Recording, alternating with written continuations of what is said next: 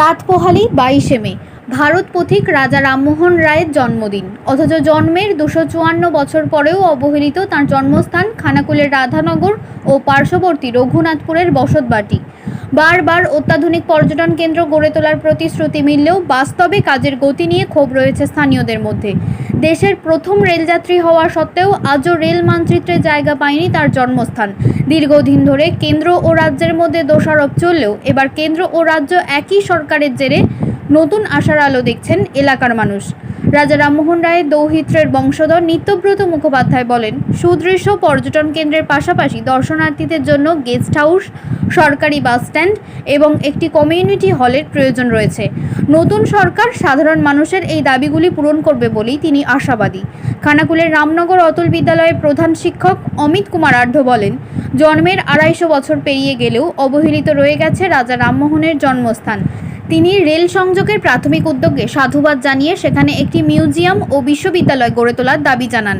রাজা রামমোহনের জন্মস্থান ঘুরতে আসা হাওড়ার আমতার বাসিন্দা তরুণ কুমার হাউই ও সুমিত্রা হাউই বলেন, এমন মহান ব্যক্তিত্বের জন্মস্থানকে আরও সুন্দরভাবে সাজানো হলে পর্যটকদের সংখ্যা অনেক বাড়বে। বিজেপির আরামবাগ সাংগঠনিক জেলা যুব মোর্চার সহ সভাপতি ধর্মদাস বৌরি বলেন, এই দাবিগুলি দীর্ঘদিন ধরেই বিজেপি জানিয়ে আসছিল। এবার রাজ্য বিজেপি সরকার গড়েছে। আগামী 5 বছরের মধ্যে এই সমস্ত দাবি পূরণে সরকার সফল হবেই বলে তিনি আশা প্রকাশ করেন। উন্নত হলে আরও ভালো লাগে, ঠিক আছে। এগুলো মানে বর্তমান যে আমাদের সরকার এই জিনিসগুলো দেখার জন্য খুব ভালো যদি করে খুব আরও ভালো লাগবে।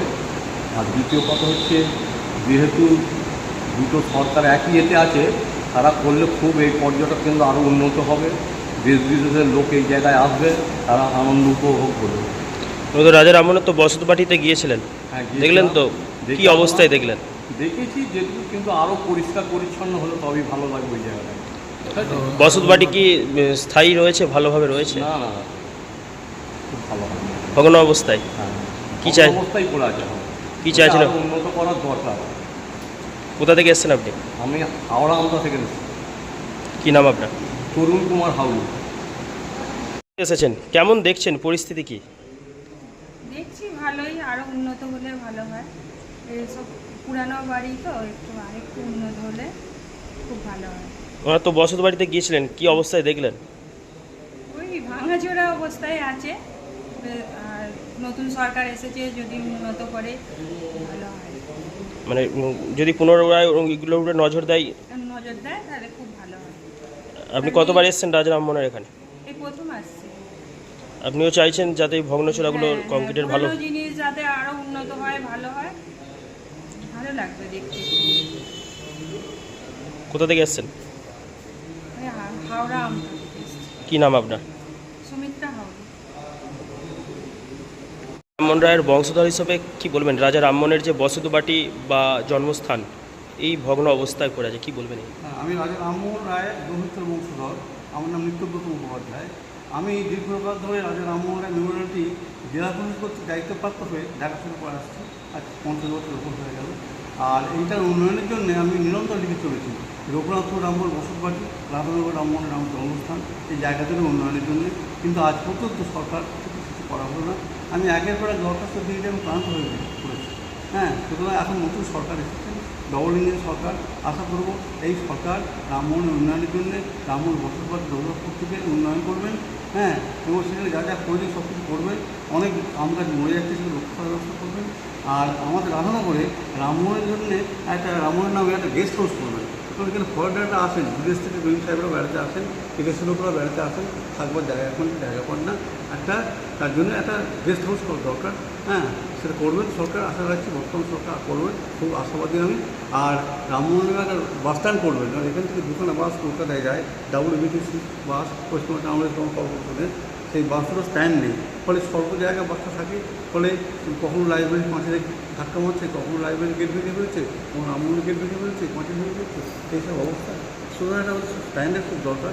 স্ট্যান্ডে যাতে মনে হয় ব্যবস্থা করেন। আর একটা কমিউনিটি হলের খুব প্রয়োজন। কেমন, যেখানে এই এলাকাটা সাংস্কৃতিক প্রবণ এলাকা, এখানে দেখুন সংস্কৃত চর্চার জায়গা, সংস্কৃত চর্চার প্রতিষ্ঠান আছে। আর তার জন্য উৎসব করার জন্য জায়গা কিছু পাওয়া যায় না। রামমোহন মেমোরিয়ালটিতে 5 জন লোক থাকলে বাইরের লোকরা এর উপরে খুব ডিস্টার্ব করেন। সেই জন্য একটা ওই কমেন্ট হল করা দরকার, যেখানে উৎসব অনুষ্ঠানগুলো করা যাবে এবং বাইরেতে লোক গেলে অবশ্যই কমেন্ট হলও থাকতে পারবে। ধন্যবাদ। এটা আপনার আমরা পরিচয়? আশা রাখছি। আপনার পরিচয়? আমি নিত্যব্রত মুখোপাধ্যায়, রাজা রামমোহন রায় দহিত বংশধর। আগামীকাল 22শে মে ভারত প্রতীক তথা ভারতের নবজাগরণের অগ্রদূত রাজা রামমোহন রায়ের জন্মদিন।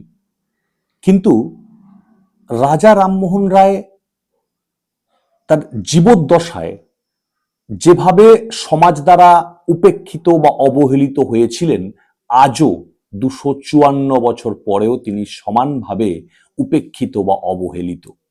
যদিও একটি আমাদের খানাকুলবাসীর ক্ষেত্রে একটি আনন্দের বিষয় যে দীর্ঘদিনের আমাদের সবার দাবি সেটা পূরণ হতে চলেছে, অর্থাৎ আমাদের দুই জনপ্রিয় বিধায়ক, খানাকুল বিধায়ক সুশান্ত ঘোষ মহাশয় এবং পুরসুরা বিধায়ক বিমান ঘোষ মহাশয়ের যুগলবন্দি প্রচেষ্টায় রেল মন্ত্রক সূত্র থেকে আমরা জানতে পেরেছি খুব শীঘ্রই ভারতের প্রথম রেলযাত্রীর রাধানগর পর্যন্ত রেলপথ আসতে চলেছে। এটা অত্যন্ত আনন্দের, কিন্তু তার সঙ্গে অনেক দুঃখজনক ঘটনাও আমাদের মধ্যে রয়েছে, কারণ রাজা রামমোহন রায় আজও উপেক্ষিত।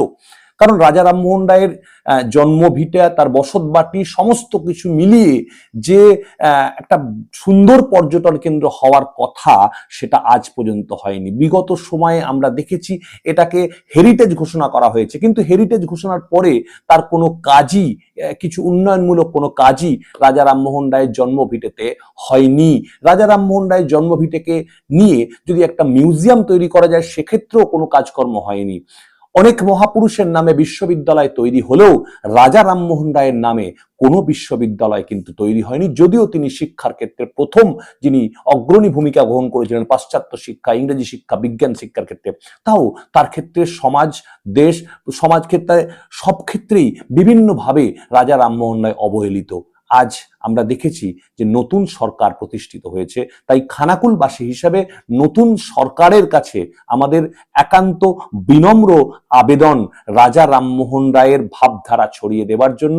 এই অঞ্চলটার একটা সামগ্রিক উন্নয়ন প্রয়োজন। এই অঞ্চলের রাজা রামমোহন রায়ের ভাবধারা যাতে ছড়ানো যেতে পারে, তার ভাবধারা নিয়ে আলোচনা করা যেতে পারে, তার জন্য কিছু প্রচেষ্টার অবশ্যই দরকার আছে।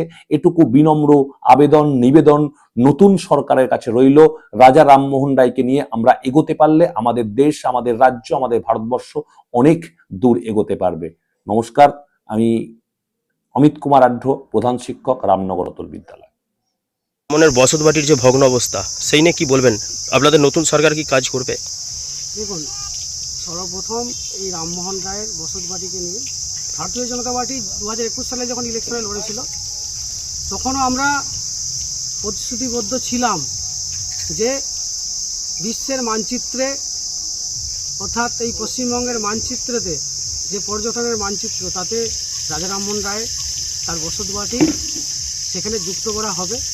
এবং আপনারা জানেন যে আমরা এই হুগলি জেলার যে যতগুলো পর্যটন কেন্দ্র আছে সেই পর্যটন কেন্দ্রকে সাজানোর জন্য, যেটা মায়ের বাড়ির হোক কিংবা রামকৃষ্ণদেবের জন্মভিটে হোক, তার সাথে পুরো সড়ক পরিবহন ব্যবস্থার সাথে শুরু করে রেল ব্যবস্থার মানচিত্রের মধ্যে জোড়ার জন্য ভারতীয় জনতা পার্টি 2021 সালে যে প্রতিশ্রুতি দিয়েছিল এবং আজকে 2026 সালে ক্ষমতা এসেছে, সেই প্রতিশ্রুতি রাখবে।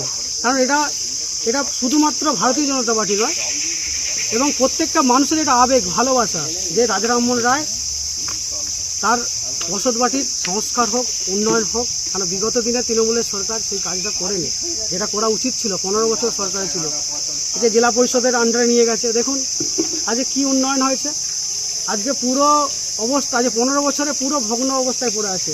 আজকে লাখ লাখ টাকা এই বাগান থেকে সরকার ডাকে নেয়, কিন্তু তারপরেও দেখুন কি অবস্থা হয়ে আছে। কিন্তু ভারতীয় জনতা পার্টি যে কাজটা 15 বছর তৃণমূল করতে পারেনি, 34 বছর সিপিএম করতে পারেনি, সেই কাজটা ভারতীয় জনতা পার্টি আগামী 5 বছরের মধ্যে করে দেখাবে। নির্মাণ হবে এখানে? নির্মাণ হবে।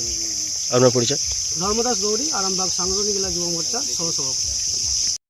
নিউনুর সোফা সেন্টার, এখানে সমস্ত রকম সোফা পাইকারি ও রিটেলে বিক্রয় করা হয়।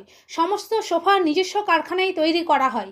প্রোপাইটার হানিফ হোসেন খাঁ ও রুহুল হোসেন খাঁ, বড়ডোঙ্গল হাটতলা সিনেমা হলের সন্নিকটে, হুগলি। যোগাযোগ 7797170093 এবং 9382003105।